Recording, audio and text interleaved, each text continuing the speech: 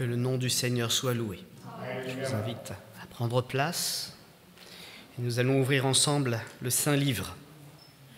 Il nous fait connaître la volonté de Dieu à notre égard.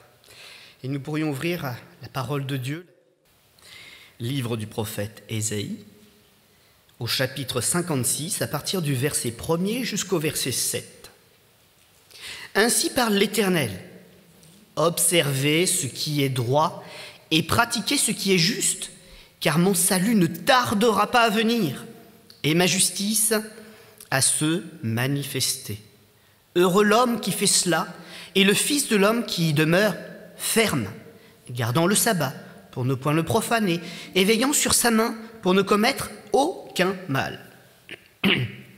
Que l'étranger, qui s'attache à l'Éternel ne dise pas « L'Éternel me séparera de mon peuple » et que l'eunuque ne dise pas « Voici, je suis un arbre sec ». Car ainsi parle l'Éternel aux eunuques qui garderont mes sabbats, qui choisiront ce qui m'est agréable et qui persévéreront dans mon alliance, je donnerai dans ma maison et dans mes murs une place et un nom préférable à des fils et à des filles. Je leur donnerai un nom éternel qui ne périra pas. Et les étrangers qui s'attacheront à l'Éternel pour le servir, pour aimer le nom de l'Éternel, pour être ses serviteurs, tous ceux qui garderont le sabbat pour ne point le profaner et qui persévéreront dans mon alliance, je les amènerai sur ma montagne sainte et je les réjouirai dans ma maison de prière. Leurs holocaustes et leurs sacrifices seront agréables sur mon autel, car ma maison sera appelée une maison de prière pour tous les peuples. Amen. Certains doutent que Dieu, le Père, et ses envoyés, déjà à commencer par ses prophètes, et puis ensuite par son propre Fils Jésus, certains doutent que le message qui a été apporté par ces moyens-là soit adressé à tous les hommes. Ils disent c'est le Dieu d'Israël, et il en faut un autre pour le reste du monde. Et quand nous ouvrons la Bible, quand nous lisons et découvrons le message apporté par les saints prophètes du Seigneur qui ont fait leurs preuves pendant déjà le temps de leur vie, puis ensuite par la véracité de leurs paroles et de leurs prophéties tout au long des siècles et même des millénaires qui ont suivi, on voit que les prophètes n'annonçaient pas un sauveur pour Israël, mais bel et bien pour le monde entier. Dieu ne crée pas de confusion, il envoie un sauveur et l'œuvre est faite. Ce sauveur, nous le connaissons en la personne de Jésus-Christ. Et il n'y a pas une multitude de temples. Il y a le temple où réside la présence de Dieu. Le vrai temple est au ciel. Parce que la maison de Dieu, la vraie maison de Dieu, n'est pas créée par des mains d'hommes. Et la porte qu'il faut ouvrir, ce n'est pas simplement la porte d'un lieu de culte ce matin. C'est de découvrir que le cœur de Dieu est ouvert pour nous accueillir en la personne de Jésus. Jésus est la porte, il est le chemin, la vérité et la vie. Et trouver le lieu de culte, c'est pas ça qui est important ce matin. C'est trouver la maison de Dieu, entrer dans sa présence, lui offrir à lui personnellement quelque chose qui nous coûte notre cœur, notre vie. Quelque chose qui peut le réjouir lui parce qu'on ne va pas lui donner de notre superflu. On va lui donner de notre essentiel pour qu'il se réjouisse et que nous puissions déclarer ensemble notre Dieu, notre Créateur, nous t'appartenons. Accepte que nous entrions dans ta présence. Et tout lieu ouvert aujourd'hui où des chrétiens se rassemblent, mais où des chrétiens ont cet état d'esprit de cœur, la porte du ciel est ouverte au milieu d'eux. Amen. Et c'est par cette porte, c'est par Jésus-Christ, par son œuvre de la croix qui a rendu ce chemin à nouveau accessible, que la bénédiction peut couler et revêtir chacune de nos vies. Alors ce matin, si 2 ou 3 sont assemblés dans le nom de Jésus, ici dans cet auditoire, ou partout sur la terre, la porte est ouverte et la bénédiction coulera. Si quelqu'un a besoin de force, il la recevra. Si quelqu'un a besoin de connaissance de Dieu, il la recevra. Si quelqu'un a besoin de sagesse, si quelqu'un a besoin de force, si quelqu'un a besoin de courage, qu'il le demande simplement à l'Éternel qui donne aujourd'hui sans se détourner. Notre Dieu est bon, lent à la colère, compatissant et prêt à pardonner tous nos péchés pour nous bénir, parce qu'il nous veut à lui. Et je le dis dans le bon sens du terme, notre Dieu est un Dieu jaloux. Notre vie a du prix à ses yeux. Il ne veut pas que le diable prenne sa place dans nos vies, dans nos cœurs. Et si des lieux sont ouverts ce matin, c'est pour que ce beau message parvienne au plus grand nombre, encore et encore, tant qu'il nous prête la vie, tant que le diable n'a pas réussi à arracher des âmes, certaines âmes, des mains de Dieu, le combat continue pour la vie. Et ce matin, notre prière a du sens. Notre rassemblement, il a du sens parce qu'il met un frein aux œuvres du diable dans ce monde. Ça a du sens ce que l'on fait. Parce que même si des gens ne sont pas là au milieu de nous, ou dans d'autres lieux de culte, ou dans d'autres lieux où le nom de Jésus est proclamé, ce que nous faisons n'est pas ignoré. Ce que nous professons, ce que nous croyons, même les choses auxquelles nous renonçons, tout cela n'est pas ignoré. Les gens voient notre combat pour la vertu, pour la vérité, pour l'amour de Dieu. Le vrai amour, celui qui nous change, et celui qui montre à ce monde qu'on fait quelque chose pour un Dieu qui existe et qui agit. Un Dieu envers lequel nous sommes reconnaissants. Aussi, je peux le déclarer, ce n'est pas de l'orgueil, nous sommes ici, dans la maison de Dieu. Non pas le bâtiment, mais le cœur qui plaît au Seigneur. Dans notre imperfection, mais dans notre soumission à Dieu pour accomplir sa volonté surtout. Et dans cet état de cœur, comme nous l'avons lu, attendons-nous à la manifestation de l'Éternel. C'est-à-dire à avoir quelque chose de sensible, d'évident de la présence de Dieu, que ce soit par notre ressenti, que ce soit par ce sentiment envahissant qui a cette présence bienfaisante au milieu de nous, que ce soit par des paroles de connaissance, ou peut-être même par une guérison au milieu de ses rangs, peut-être même derrière un écran d'ordinateur pour celui qui nous écoute. Dieu, mon frère, ma sœur, mon ami, est là pour te bénir ce matin. Il veut t'amener sur la connaissance, sur le chemin de la connaissance de son royaume, de sa personne et de la vie éternelle.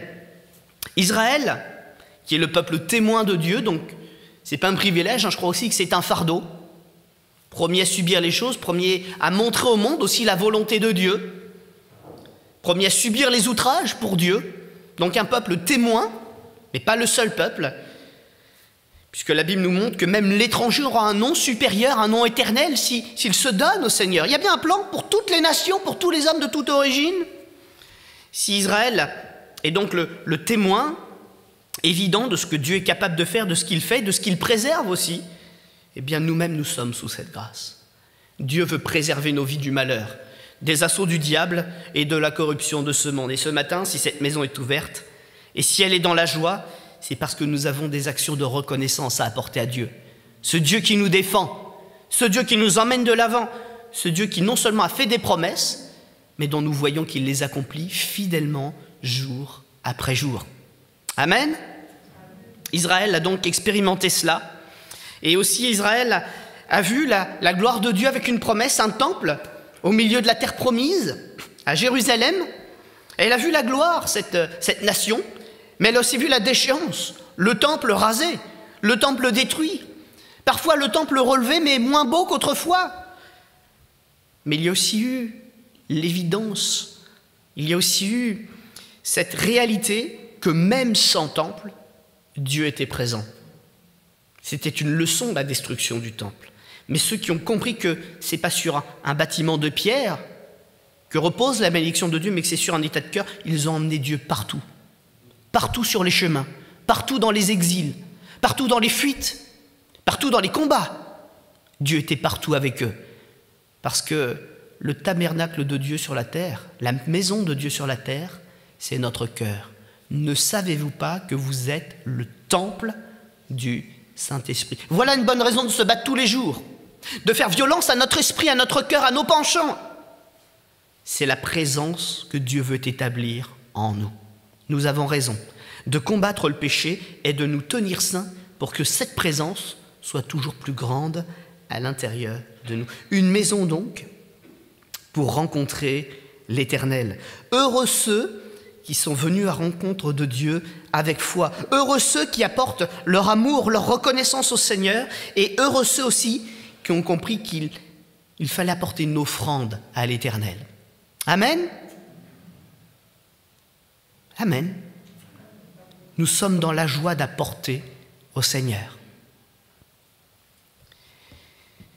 Le Seigneur dit que ceux qui ont trouvé cette maison, le chemin de son cœur en fait, il leur fait la promesse, je les réjouirai dans ma maison de prière et j'accepterai, j'agréerai leurs holocaustes. Alors ce matin, j'ai aussi cette promesse, c'est que Dieu est venu pour partager avec nous. Il est vraiment là. Là où nous l'avons invoqué, là où nous sommes venus selon son état d'esprit, selon celui qui nous a demandé, il peut y avoir des miracles extraordinaires au milieu de nous. Et nous nous y attendons ce matin. Amen. Il y a des tas de petits indices dans la parole de Dieu. Il y a des grandes promesses qu'on peut voir, mais aussi des tas de petits indices. Et je note que, alors c'est un petit peu la note d'enseignement, hein, la Bible commence avec un mot fondamental. Vous savez quel est le premier mot de la Bible ? Vous avez le droit de tricher, de regarder vite fait si vous ne l'avez pas. Au commencement, le mot commencement. Et ce mot en hébreu, il se dit Bereshit. Il commence par la lettre B.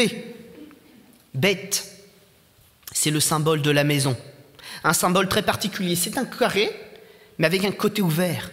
La maison de Dieu est ouverte. La Bible commence comme ça. Dieu veut nous accueillir. Dieu veut nous trouver. Dieu n'est pas arbitraire. Il n'a pas mis certains, il ne les a pas destinés au salut, puis les autres à la perdition. Il a mis Jésus à la portée de tous. La maison est ouverte. Ce qui bloque les gens de rencontrer Dieu, c'est le péché. À cause du péché, même avec la porte ouverte, ils n'entrent pas dans la présence de Dieu. Mais pour nous qui avons saisi Jésus, nous voyons que la porte est ouverte. Et nous savons par Jésus que Dieu est bon, que Dieu nous cherche, que Dieu a la possibilité, le pouvoir, le désir de régler le problème de notre péché pour qu'on entre vers lui. Et c'est pour ça que le peuple de Dieu est heureux. Heureux, heureux est le peuple dont l'Éternel est le Dieu. La victoire lui acquise, parce que ce n'est pas un homme qui l'a arrachée, c'est Dieu qui l'a offerte. Je ne changerai de religion et de confession pour rien au monde. Parce que ma religion, ce n'est pas évangélique, c'est Jésus-Christ. Amen. Amen. Quel sauveur merveilleux nous sommes venus célébrer ce matin. Quel nom merveilleux est notre nom de famille, chrétien. Nous appartenons à une famille dont le nom est éternel. C'est le nom de Dieu. Et la Bible nous dit même, alors on ne le vit pas encore aujourd'hui, mais dans l'éternité, notre nom est gravé sur notre front. Son nom est gravé sur notre front, sur notre bras, sur notre cuisse. Notre être entier est scellé du sceau de Dieu. Amen. Dans cette maison, Dieu pourvoit. Dans cette maison, Dieu console. Dans cette maison, Dieu purifie. Nous avons plusieurs exemples de l'Écriture où Dieu revendique ses droits, même sur les bâtiments parfois, parce qu'il ne veut pas que les hommes soient induits en erreur. Et tout ce que nous vivons en ce moment, je pense que c'est une étape de purification. C'est glorieux, c'est difficile, mais c'est glorieux. Ça veut dire que Dieu n'en a pas fini avec nous. Il y a un projet. Dieu ne purifie pas sans raison. Dieu ne produit pas des épreuves sans raison. L'épreuve, c'est un test pour révéler les choses bonnes et les choses mauvaises, pour qu'on puisse aller encore plus loin demain avec lui. Et je bénis le Seigneur de ce qu'il y ait une épreuve. Ça veut dire qu'il y a aussi un vent de l'esprit qui souffle pour purifier les cœurs et les vies, pour les amener à une compréhension de ce que Dieu est vivant et qu'il agit aujourd'hui. Mais ça veut dire que demain, on doit aussi s'attendre à un projet extraordinaire pour ce monde. La maison de Dieu est ouverte et nos yeux la verront bientôt. Alors travaillons avec zèle, continuons nos efforts, parce qu'il y a encore un peuple nombreux à aller chercher. Le but de cette maison, donc, c'est de permettre aux hommes, aux femmes, imparfaits bien sûr, de se purifier, de se préparer pour le jour de la rencontre avec leur Dieu. Et ce qui est à la portée de tous est marqué dans ce texte. La volonté de Dieu, c'est que sa maison soit une maison de prière, pour que chacun puisse lui parler, le rencontrer. Une maison de prière pour toutes les nations. Et dans ce lieu, Jésus promet sa présence.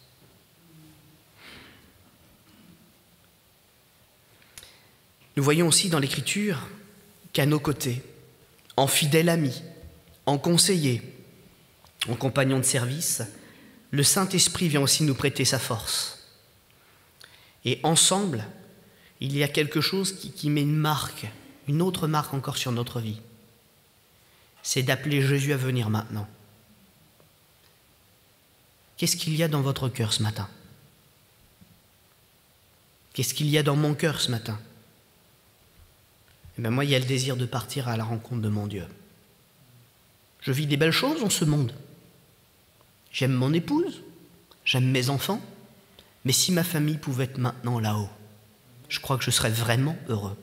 Ce que je vis ici, c'est bien. Ce que nous vivons ici, il y a des bonnes choses. Mais quand on connaît le cœur de Dieu, c'est pas à ça qu'on est attaché. La suite nous appelle. La gloire. Le projet éternel que le Seigneur a préparé pour nos vies. Et mon âme aspire à ce que Jésus règne une bonne fois pour toutes. Il est temps que le Seigneur revienne. L'épouse, l'Église et l'Esprit disent « Viens, Seigneur Jésus ». En cela, nous savons que nous sommes des croyants affermis. Si c'est là notre aspiration. Et peut-être qu'une prière que nous pourrons faire tout à l'heure, c'est d'élever le nom de Jésus dans ce sens, non pas simplement dire merci ou aide-nous. Bien sûr, nous l'avons ça, bien présent dans notre cœur, mais Seigneur, viens. Viens, Seigneur Jésus. Et puis, il y a dans la maison de Dieu une chose qui est fondamentale. Il y a sa parole qui résonne. Il y a une parole qui convainc, une parole qui enseigne, une parole qui nous met de toute évidence sur le chemin de la volonté de Dieu. Je crois qu'une parole toute simple ce matin serait de dire qu'il est temps de s'engager. Il est temps d'aller vraiment dans les eaux profondes, accompagné par le Seigneur pour aller chercher vraiment toutes ces âmes qui sont encore en train de se perdre. Je reprends cette image de la pêche miraculeuse. Quand on est sur le bord, on attrape les petits poissons, ceux qui n'ont pas encore suffisamment grandir pour être dans le grand bassin quelque part.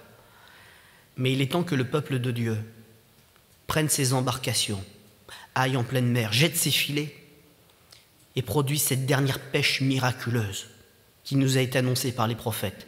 Tirer dans nos filets des poissons de toute espèce. Amen. Il est temps. Que donc ce matin, celui qui n'est pas encore engagé avec le Seigneur se mette à genoux, prie, s'humilie et dise « Seigneur, il est temps que je t'appartienne, que je renonce à ma vie. » Que celui qui est engagé avec le Seigneur depuis longtemps dise « Seigneur, je n'ai pas encore trouvé mon service, en tout cas, je n'ai pas encore été de l'avant pour m'engager pleinement, pour être présent à 100% pour toi. Seigneur, c'est ce matin. Je m'engage à 100% pour ton service. »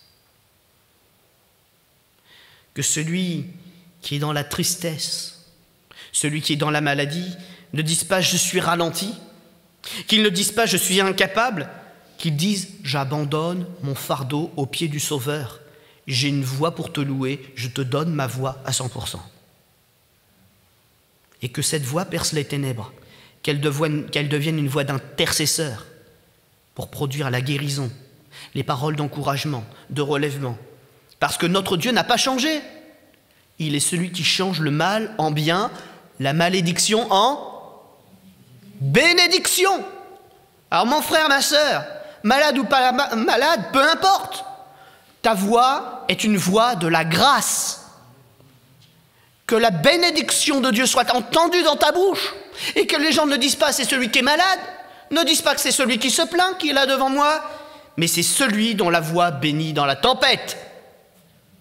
C'est le pouvoir de notre Dieu. Il dit à la tempête, arrête-toi, et la tempête s'apaise. Amen. Il y a quelque temps, 4-5 ans, j'ai commencé une étude que je n'ai pas finie parce qu'elle est très volumineuse. Et j'ai commencé à relever un certain nombre des maladies, et notamment des handicaps que l'on trouve dans la parole de Dieu. Et j'ai été très surpris par ce texte des Écritures qui nous parle de Jésus qui apaise la tempête, avec un mot. Et j'ai découvert que dans ces mots utilisés, Les différents sens, on ne peut pas tous les prendre, il ne faut pas faire dire à la Bible ce qu'elle n'a pas dit, il y a un contexte. Mais on voit que certaines choses relèvent d'actions diaboliques et que certaines choses sont des verrous mis par le Seigneur volontairement pour nous amener à un temps de prise de conscience. Et lorsqu'il est question dans un autre texte d'un homme qui est muet et sourd, le même mot que la tempête apaisée apparaît, la même racine, le même mot. Et on comprend un peu mieux ce qui s'est passé pour cet homme sourd et muet. Pourquoi il avait ce blocage? Certains des versets nous relatent son état avec le mot sourd. Mais en français, ça ne ressort pas tellement. On comprend qu'il n'entend pas, ou plutôt qu'il ne parle pas, il est muet plutôt. C'est pas sourd, c'est muet. Et il est muet parce qu'en réalité, le mot nous fait comprendre dans son sens que c'est parce qu'il est sourd. Il ne parle pas ou il ne parle pas bien parce qu'en fait, il n'entend pas. Et le texte, du coup, quand on le lit, on voit qu'il est muet, mais ça va plus loin que ça. Le mot d'origine, il dit qu'il n'est pas capable de parler parce qu'il n'est pas capable d'entendre. Et les gens s'arrêtaient à l'apparence. C'est le muet. Il lui avait mis cette étiquette parce que c'est comme ça qu'il le comprenait. Il n'avait pas réalisé que son problème allait beaucoup plus loin, il était en amont. Pourquoi y a-t-il tant de chrétiens qui ne peuvent pas parler dans les églises? Pourquoi, alors que ceux qui élèvent la voix ne peuvent pas apaiser les tempêtes? Ce n'est pas forcément un problème de parole à la base. C'est parce que déjà elles entendent mal ce que le Seigneur leur demande. Et ce matin, il y a ce verrou qui doit sauter. C'est la maison de Dieu dans laquelle nous nous tenons, avec tout ce que nous avons rappelé juste avant. Et la voix de Dieu, elle passe par nous parce qu'il l'a choisie. Nous sommes les canaux du Seigneur. Plus nous ouvrirons notre cœur, plus notre oreille entendra. Plus notre oreille entendra, plus notre cœur comprendra. Et s'il comprend, des fleuves d'eau vive jailliront de notre sein, de notre bouche, et inonderont ce monde. Nous voulons de la guérison.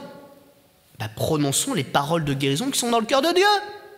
Il a envie de guérir, mais il cherche le canal saint, le témoin véridique, qui se tient dans sa maison, à ses pieds pour écouter, pour ensuite pouvoir l'envoyer vers ceux qui ont besoin. Jésus nous en a fait la promesse aussi du besoin. Vous vous rappelez de ce qu'il a répondu à ses disciples, alors qu'il était prêt à partir? Il leur a dit de ne pas s'attrister, il leur a dit que des pauvres, il y en aurait toujours à bénir. C'est une promesse de Dieu. Il y aura toujours quelqu'un qui attendra le secours de l'Éternel, secours pour lequel nous avons été mandatés. Le sceau de Dieu, la marque de Dieu, elle est sur notre vie. Amen? Un petit peu moins d'amen que tout à l'heure. Amen? Eh oui. Ouvre en grand ton oreille et ton cœur, et de ta bouche jaillira la parole, et tes yeux verront. Tes yeux verront la gloire de Dieu. Ils verront les miracles. Je ne sais pas si ça vous est déjà arrivé. Un jour, j'étais dans une petite église, qui a bien grandi depuis. C'était à Grand Couronne, avec une réunion avec plusieurs personnes qu'on connaît très bien, notamment Josué, Elodie Boinet, d'autres personnes que vous connaissez bien. Et je me rappelle qu'autour de la table, on était tous plus ou moins dans des conversations. Je crois qu'on parlait d'un camp qu'on devait organiser, il y avait différentes choses. Puis à un moment, je ne sais pas, au milieu de toutes ces conversations, il y a une parole qui est venue. Je suis intervenu très simplement, tout le monde ne m'écoutait pas. J'ai juste répondu à une personne, mais la réponse était imprégnée de quelque chose, et ça fait un silence. Et tout le monde a voulu entendre la parole. Parole de connaissance, qui révèle le cœur de Dieu et la décision, la direction à prendre. Ce n'est pas le pasteur qui est capable de ça. Ce sont les enfants de Dieu quand ils sont connectés au Seigneur. C'est votre pouvoir. Et ça, il faut le réaliser ce matin. Le pouvoir des enfants de Dieu. Vous l'avez, mais il faut l'utiliser. Amen. Il faut qu'il grandisse encore au milieu de nous. Parce que nous avons reçu. Et maintenant, ce monde attend de recevoir. Mais le Seigneur nous a choisis, nous. Il nous a mandatés, nous, pour nous tenir sur nos genoux le matin, le midi et le soir, pour prendre cette parole et la porter. Alléluia. Que le faible, celui qui se croit faible, arrête de le dire et qu'il dise « Je suis fort par l'esprit que Dieu m'a donné ». Et ce matin, stop aux excuses. Je le dis bien sûr pour l'Assemblée parce que c'est dans le fil du message, mais je le dis aussi à toute personne qui nous écoute. Stop à la timidité. Dieu ne nous a pas donné un esprit de timidité. Esprit de force, d'amour et de sagesse. Est-ce qu'on est faible avec ça? Avec ces trois piliers qui donnent un équilibre complet à notre vie. Force, amour et sagesse. Dieu nous a remplis de trésors. Alléluia. Sa maison est riche parce que ses enfants ont été enrichis. Alléluia. On va incliner notre front un instant. Seigneur notre Dieu, gloire à toi pour la maison ouverte. Je t'apporte ma reconnaissance, je t'apporte mes attentes, je t'apporte mes fardeaux. Et Seigneur, je sais ce que tu veux en faire, c'est me rendre fort. Par mon doute, tu remplaces la force par la force. Par mes inquiétudes, mes raisonnements, tu mets de la sagesse et de l'équilibre. Et lorsque, Seigneur, je suis amer, lorsque des sentiments négatifs peuvent me gagner, lorsque c'est le découragement ou la mauvaise volonté, tu me remplis d'un amour débordant. Et je dis stop à mon cœur. Écoute mon cœur. Et n'oublie aucun des bienfaits de l'Éternel. Je le louerai encore. Tais-toi et sers le Maître. Écoute-le. Écoute-le, mon cœur. Il t'appelle encore ce matin. Il a voulu que sa maison soit ouverte, que des hommes, des femmes entrent en sa présence et que de nouveau entendent l'appel qui vient de la croix. Amen.